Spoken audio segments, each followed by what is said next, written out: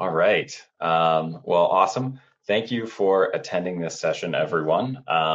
This is, always a fun time.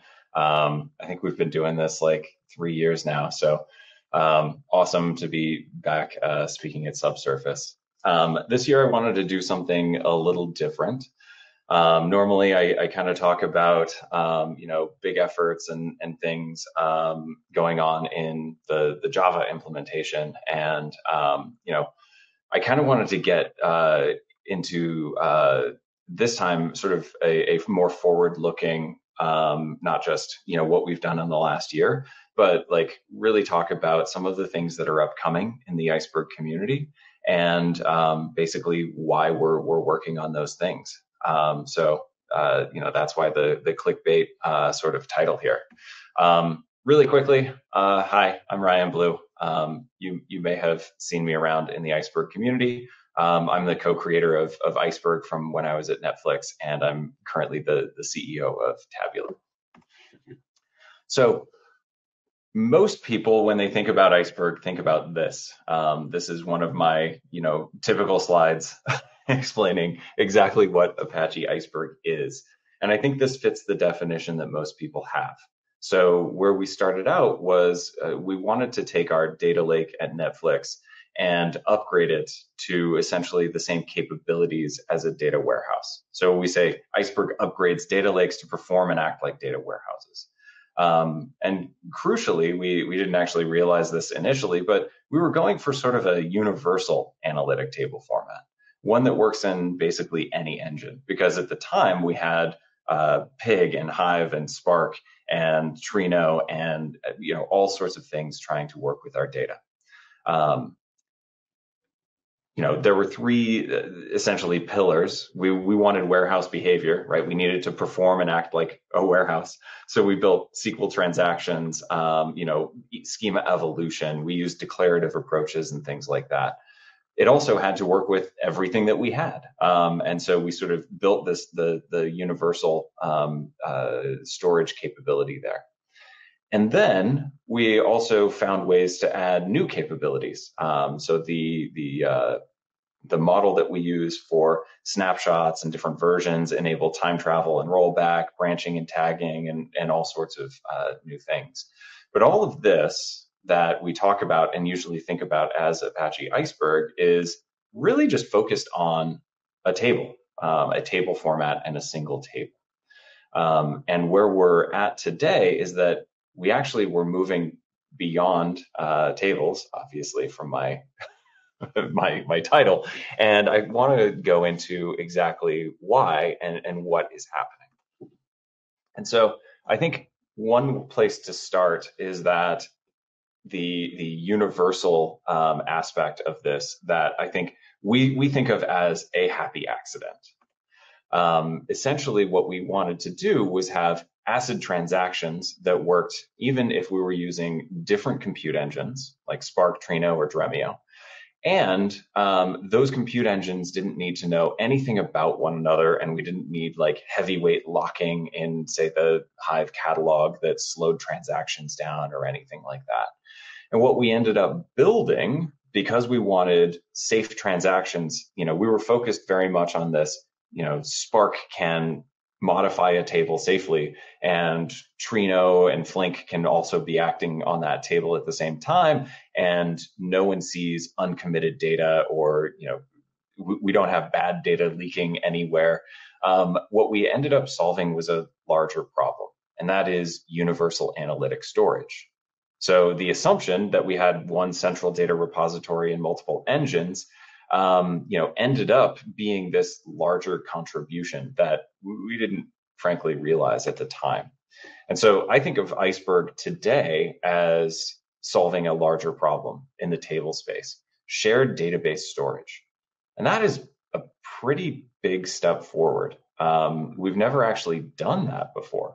We've never had databases sharing storage safely. Now, we've had some databases sharing storage with Hive and Hive-like formats, but they've never been able to really do it safely. And this has become a surprising game changer, especially as we see adoption of these open formats in even closed source data warehouse engines like BigQuery and Snowflake and Redshift. It's a pretty big step forward for those engines to start adopting this from the Hadoop ecosystem. And I think of this as really a quiet revolution. This hasn't happened before in data. We've never had the ability for, say, MySQL and Postgres to share underlying tables. Yet that's exactly the kind of thing that's going on in the analytic database world today. And that's weird. What we're seeing is this is causing an architectural realignment. I think some people call this lakehouse. This is how I actually think of the lakehouse trend today, which is that we're seeing essentially now that databases and engines can share storage, we're seeing them sort of come apart and realign around two broad categories. One is centralized architecture. So what needs to be everywhere? And then the other is specialized architecture. What do you only need in certain places? So for example, tables and your data, you only want one copy of your data. So that's a centralized piece. You don't want to need to copy your data between Dremio and Spark and Redshift. You want to have one centralized copy that you maintain. And so you're not copying data around, you're not trying to keep it in sync and worrying about problems when your data gets out of sync. We ran this query over here and it didn't give us the same results as the query over here. What's going on? Those sorts of challenges have plagued the data landscape for a very long time. And we can finally move past that thanks to this centralized and shared storage. The other aspect of this is specialized. So you can imagine there are a lot of specialized things that are much better off for focusing on the specialized elements. So PuppyGraph is here. They're a sponsor, and go check out their talk. But that is a great example of a specialized component, a graph database, right? Running graph queries on data stored in Iceberg tables. And it's just a different way of working with the data, and it's a different specialized engine. Streaming and batch and ad hoc, those are all sort of different choices that an engine might make, and you use different compute resources and frameworks for different purposes. So that's the specialized element. Now, this is an interesting realignment because the question is, what goes in the specialized bucket and what goes in the centralized bucket? So as these things change, I think that this is the biggest transformation that we're going through over the next few years, figuring out what is centralized and what is specialized. Now, this is also, it corresponds with a pretty big shift in, business models and just the way things have been built for a very long time.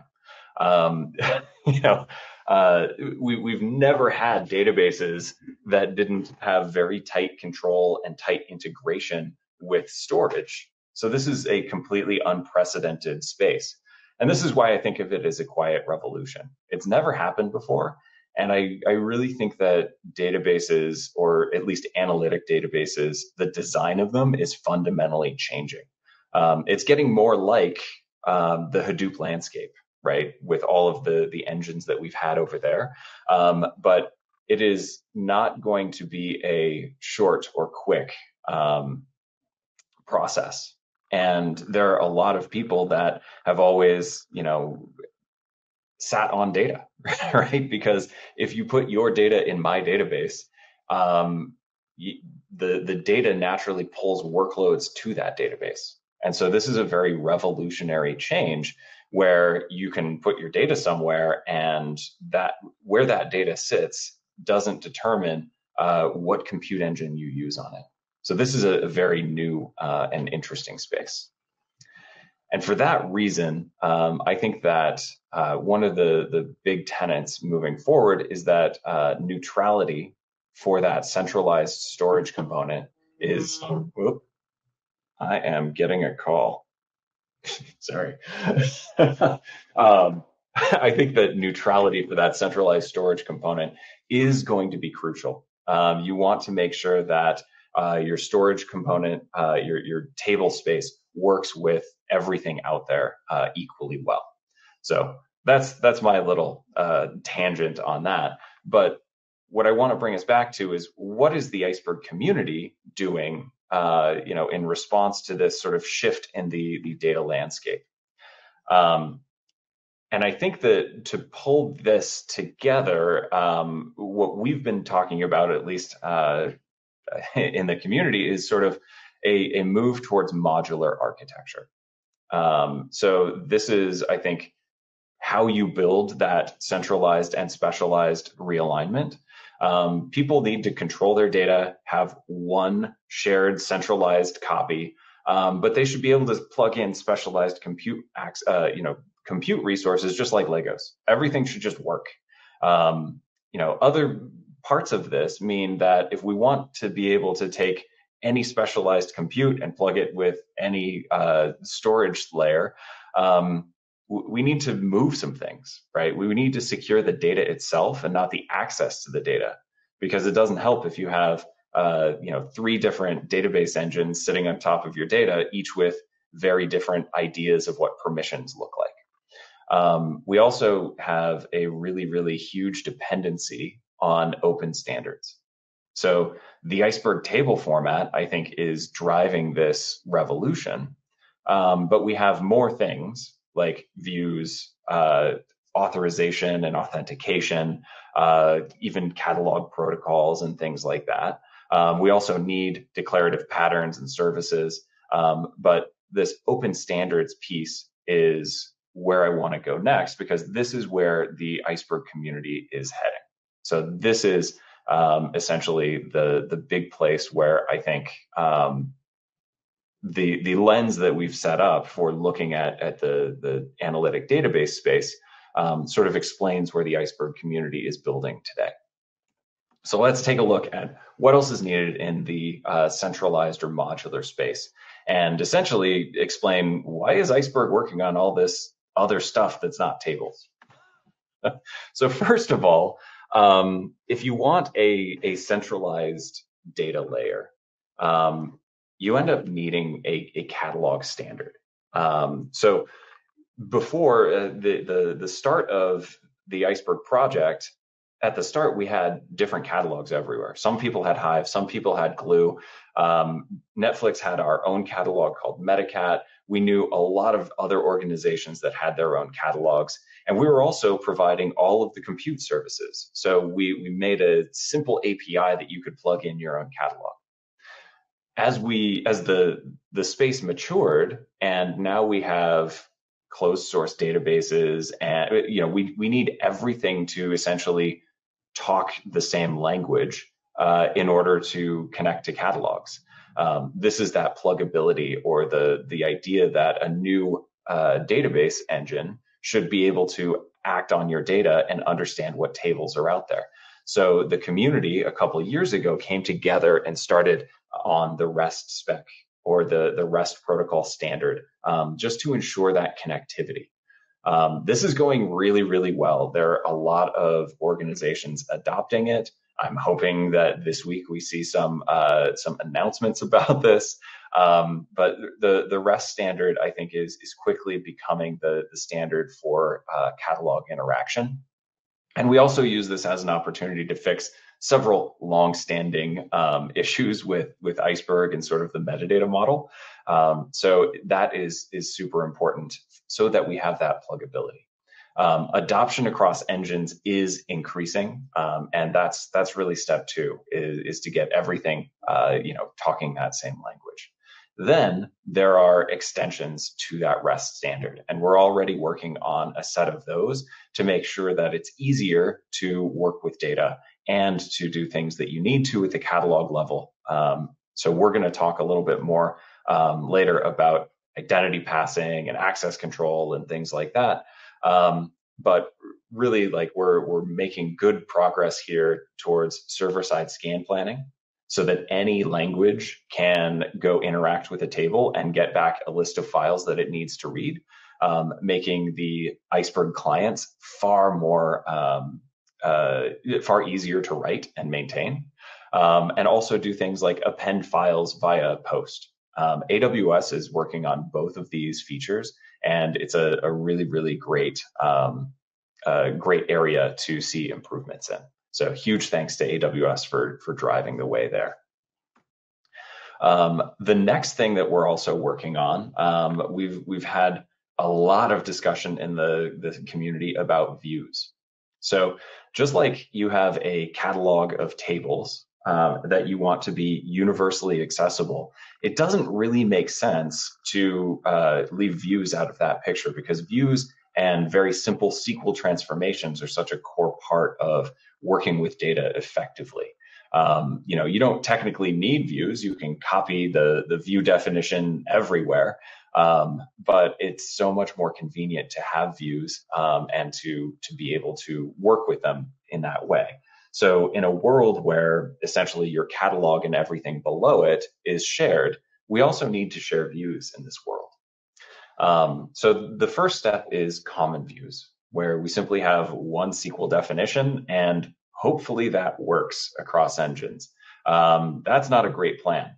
It does cover probably 95% of cases, but once you start getting into, inner joins and, or sorry, not inner joins, certain types of joins or lateral view explode and some of those things, common views really break down quickly.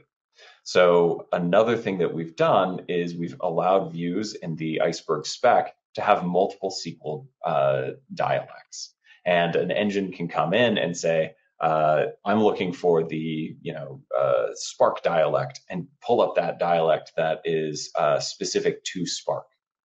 And so being able to store multiple blobs of SQL that all do the same thing allow us to have this space of compatibility for views. And there are projects like Coral. I think Walla is giving a talk either at this conference or the next one about Coral and this automatic translation between dialects. Long term, I think that we'll probably want to use some sort of intermediate representation. So an engine will take its SQL and bake that down into an intermediate representation that, like the Iceberg format, is a cross-engine representation. There are some candidates out there like Substrate for this, and I think that that's going to be important. That's still well into the future, but we are working towards that goal of having views that just simply work across engines. That is going to be really, really cool, and a very useful tool in this space where we have centralized data, but specialized execution. We're also working currently on materialized views, which is not necessarily any system producing views, but how do we keep track of the metadata for where a materialized copy of a view lives, and how do we keep track of how up to date it is, and what are the key features of knowing whether you run the view or use the materialized table or things like that. Views are very, very important, so we're spending a lot of time here. Views also unlock a lot of better patterns, and the one I'd call out is better CDC patterns, where you don't need to keep your mirror table up to date every minute, but you can have longer periods of time and then just merge in at runtime or at read time all of the latest changes. That is a much more efficient pattern, and views really unlock that, especially views that can be across engines. So you don't necessarily have to materialize everything. We can do some things more lazily. Next up, I think there's a lot to be done in terms of access controls, identity, and governance policy. This is one area where I think it's very clear you don't want 3 or 4 or 5 different sets of policy. You need the same identities across all of your engines, and you want to work with your data as though it is secured, not the traditional way, which is to secure every endpoint separately. So centralized policy and universal enforcement is really key. Now, this also comes into play when we're talking about modularity. So how do I delegate? If someone comes in with a new engine that they want to hook up, how do we delegate that and make it very, very easy? Well, luckily, we have open source standards for these things. So exchanging identities, so users and groups and things like that, that's just Skim 2. There's an existing standard for this that's used very broadly. OAuth, the same thing that you use to allow Facebook to access your Google Workspace contacts. Hopefully, no one's connecting Facebook and Google Workspace, but that same thing that you would use for delegation can be used to enable delegation within a storage system. And all of these things together, along with the REST catalog, allow a storage platform to build very good quality and fine-grained access controls using identities that come from Okta or sign-ins that come from Active Directory, and have one set of policy that's centralized and has universal enforcement no matter what is accessing the data. So this, I think, is an area where Iceberg is not building this itself. What Iceberg is doing is facilitating this and recommending standards with which we should be building. And this is a central area that the REST protocol is looking at. And the last one is actually table encryption. Now, this isn't something that is really centralization, but I wanted to highlight this specification and this effort in the community, because it does show that the community is maturing beyond just simple table concerns. So a lot of people have use cases for which they need to encrypt the data, and we're building standard encryption and metadata encryption into a spec that goes into Iceberg. So this uses native Parquet and ORC encryption, which both support the row group and column skipping that those formats are known for, but also has streams for encrypting metadata files and has key management all the way up the Iceberg table structure and that tree, so that it's very easy to secure your data and doesn't have a ton of hits to your key management system. So table encryption, I think, is just a maturation of the community, and huge thanks to Apple for leading the way on all of this table encryption work. All right, and with that, that's basically it for me. Thank you for listening to my thoughts on how the data landscape is changing and what we're doing about that in the Iceberg community. Quick shout out to Tabular. That's where I work. You can follow the links here if you're interested.